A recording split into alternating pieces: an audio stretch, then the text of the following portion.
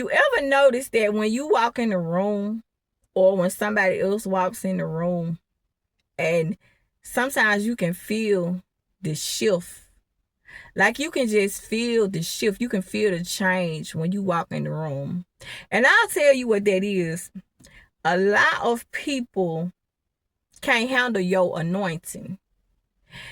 They can't handle your anointing. And a lot of times, the light that's within you, the anointing that you have, it irritates people's demons.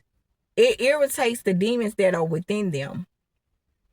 And your anointing, it irritates their spirit. They really can't stand you. But see, our fight is not against flesh and blood, but our fight is the demons within that person. You see, we are spirits. We have a body and we possess a soul. Okay, and the soul is the mind, the will, and the emotion. We have a spirit. Spirits don't die.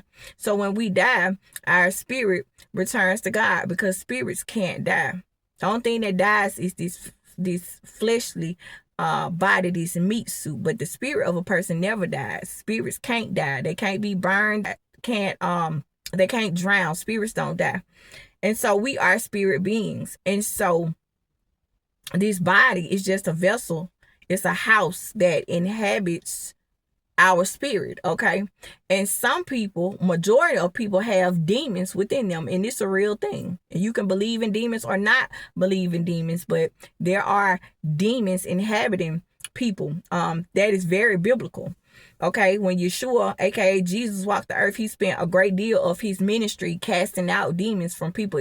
That never died, that never went away. It's a real thing. And a lot of people are oppressed by demons. You have a lot of people who are possessed, but majority of people are oppressed. You know, they're walking around and they're demon infested and they don't even know it. And you trying to figure out what's wrong with them. Well, it's the demons within them. And the demons within them activate the spirit of God and the light that is within you. Your light activates their demons. Your anointing annoys them. It aggravates their spirit. Darkness does not like light. And so when people live in darkness, when people live in sin, your light offends them. Your goodness, your righteousness, your anointing, it offends them. It upsets them. When you walk into a room, you can feel the shift. Your spirit irritates people's soul. That's why when they get around you, they start acting weird and they start acting funny and they start acting fidgety and taking little digs and saying little jabs and taking little slick shots and saying little sarcastic stuff, and you trying to figure out why they acting like that, and you don't, you can't really put your finger on it, but you like, why they acting like that? You know what I'm saying? What's wrong with them? Every time I come around, they acting weird, and the conversations change, and when they talking, it get quiet when you come in the room, and it's because the light within you activates their demons. Your anointing offends them. Your anointing, it convicts them. It brings conviction to. Anointing offends them. Your light, it offends them. It upsets them. And they don't like that. They don't like the fact that you are walking with God, especially if you're not who you used to be before you got on your walk with God. Like, they don't like this. So your spirit, it irritates them. And they may get irritated or offended unconsciously. They may not even be aware, because most of them are not. They don't know what they're doing, or some people may not do it intentionally. Now, some people do it intentionally, because you have those who are miserable and they want everybody else to be miserable too. But a lot of people, they don't know, or they're not aware of what they're doing or how they're acting. It's just your spirit offends them. The way you carry yourself, your holiness, your righteousness, you living set apart. That's why when you come around and they know that when you come into the room and they doing something that they think that you judging them for, and you may not even be judging them. Like, say for a prime example, like Say for example, okay, you saved or you walking with God or whatever, and your family know it or whatever.